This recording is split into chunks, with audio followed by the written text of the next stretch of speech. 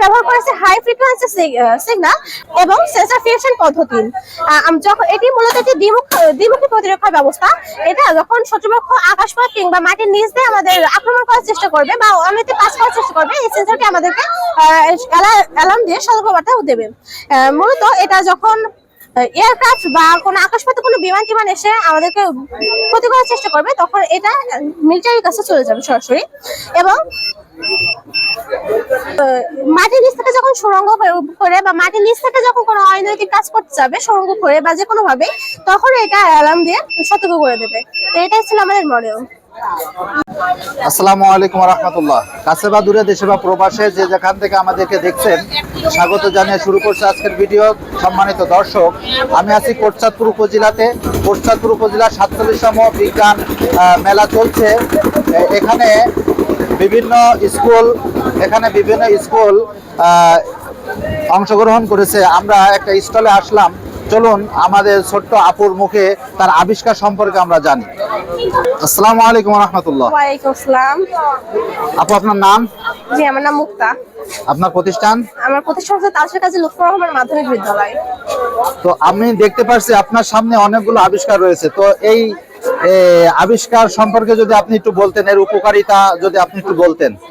আচ্ছা, প্রথমে আমার সমস্যা সম্পর্কে বলি। আমাদের বাংলাদেশ বর্তমানে দুইটি সমস্যার সম্মুখীন। এক, ভূমিকম্প ও তার ক্ষয়ক্ষতির ঝুঁকি। দুই, বজ্র ব্যবস্থাপনা ও দূষণের ঝুঁকি। তো এই দুইটা সমস্যার সমাধান একসাথে করতে আমরা এমন একটি শহরের মডেল প্রস্তুত করেছি, যে শহরে আছে কিছু আর্থকুইক রেজিস্ট্যান্ট বিল্ডিং। এই বিল্ডিং গুলো এমন ভাবে ডিজাইন করা হয়েছে যেন ডিজাইন নিজেকে রক্ষা করতে পারে ভূমিকম্পের সময়। তো এই বিল্ডিং এর ভেতরে ব্যবহার করা হয়েছে ক্রস ব্রেসিং সিস্টেম। মানে ক্রস ব্রেসিং সিস্টেম ইউজ করার কারণে এই বিল্ডিং গুলো অত্যাধিক শক্তিশালী, যার কারণে সহজে ভেঙে পড়বে না। এবং এছাড়াও এই বিল্ডিং এ ব্যবহার করা হয়েছে যে বেস আইসোলেশন সিস্টেম, যার কারণে নিচে স্প্রিং লেয়ার ব্যবহার করা হয়েছে। এবং এই স্প্রিং লেয়ারের ফলে ভূমিকম্পের সময় কম্পনটি সরাসরি বিল্ডিং এর না গিয়ে রাবার স্প্রিং লেয়ারটা শোষণ করবে, ফলে এটি সরাসরি ভেঙে পড়বে না। এবং এছাড়া আমরা আরো আছে, এটা হচ্ছে পানি ফিল্টারিং ফাংশন, যেটা বৃষ্টির পানিকে ফিল্টার করে পান উপযোগী করবে। এবং এখানে আছে আমাদের কৃষি বিদ্যুৎ, যেখান থেকে যে বিদ্যুৎটা উৎপন্ন হবে সে বিদ্যুতে পুরো শহরে বিদ্যুৎ সাপ্লাই দেবে। পাশাপাশি এখানে কৃষকের অনেক উপকার হবে। এবং এই সাইডে আমাদের আছে কারখানা। এটি মূলত একটি রিসাইক্লিং কারখানা। এখানে দূষণ মুক্ত করার জন্য আমরা এই কারখানাটি বসিয়েছি। এখানে দুই ধরনের পুনঃ রিসাইকেল হবে, একটি হচ্ছে জৈব এবং আরেকটা হচ্ছে অজৈব। এবং জৈব এবং পচনশীল বর্জ্য পদার্থগুলো সেগুলো প্রক্রিয়াকরণের মাধ্যমে জৈব সার রূপে এখানে আসবে এবং এখান থেকে কৃষক তার কৃষি জমিতে ব্যবহার করবে। এবং এই কৃষি জমিতে ব্যবহার করার ফলে তার কীটনাশকের ব্যবহার কম হবে এবং কৃষি জমিতে ব্যয়ও কম হবে। এবং আরেক ধরনের বর্জ্য পদার্থ হচ্ছে অজৈব এবং অপচনশীল, সেগুলো রিসাইকেলের মাধ্যমে পুনরায় আমরা ব্যবহারযোগ্য করতে পারি। এখানে আছে আমাদের স্কুল এবং স্কুলের সামনে আছে কিছু খেলনা উপকরণ। এছাড়াও আমরা আরো কিছু করার চেষ্টা করেছি। এটি হচ্ছে মূলত একটি স্মার্ট ডিফেন্স সিস্টেম, যেটি সেন্সরের মাধ্যমে প্রক্রিয়াকরণ করা হয়েছে। এখানে আমরা ব্যবহার করেছি হাই ফ্রিকোয়েন্সি সিগন্যাল এবং সেন্সর ফিউশন পদ্ধতি। যখন এটি মূলত একটি দ্বিমুখী প্রতিরক্ষা ব্যবস্থা।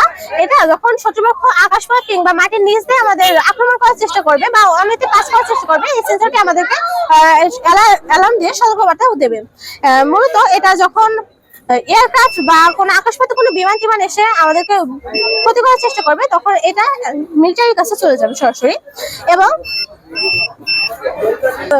মাটির নিচ থেকে যখন সুড়ঙ্গ করে বা মাটির নিচ থেকে যখন কোনো অনৈতিক কাজ করতে যাবে সুড়ঙ্গ করে বা যে কোনো ভাবে, তখন এটা অ্যালার্ম দিয়ে সতর্ক করে দেবে। তো এটাই ছিল আমাদের মডেল। সম্মানিত দর্শক, প্রত্যেকটা ক্লাসের, প্রত্যেকটা স্কুলের কিছু কিছু নতুন আবিষ্কার আমরা দেখতে পাচ্ছি। তার মধ্যে আমার এই আপুর এই আবিষ্কারটা অসাধারণ লাগছে। আপনাদের কাছে কেমন লাগছে আপনারা কমেন্ট করে জানান। এখানে আমরা দেখতে পাচ্ছি বিশুদ্ধ পানির ব্যবস্থা। এখানে ভূমিকম্প থেকে আপনাকে সেভ করবে, শুধু আপনাকে না আপনার ভবনকে সেভ করবে। তা সব মিলে আমার কাছে খুব দারুণ লাগছে। আপনাদের কাছে কেমন লাগছে একটু আমাদের কমেন্ট করে জানাবেন। আসসালামু আলাইকুম স্যার। ওয়ালাইকুম আসসালাম। স্যার ভালো আছেন? জি স্যার।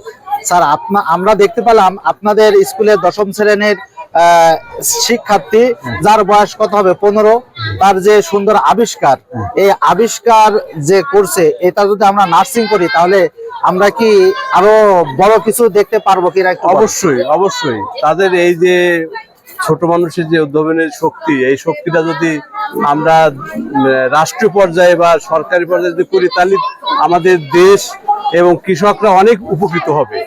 এবং এইটা আমি আমি আমার মাধ্যমে আমি একজন সাধারণ মানুষ হিসেবে বলতে চাই, এটা রাষ্ট্রীয়ভাবে একটা পৃষ্ঠপোষকতা করলে, বিশেষ করে করলে আরো ভালো, তাদের ভিতরে অনেক প্রতিভা আছে, সেটা ছড়িয়ে দেওয়া সম্ভব।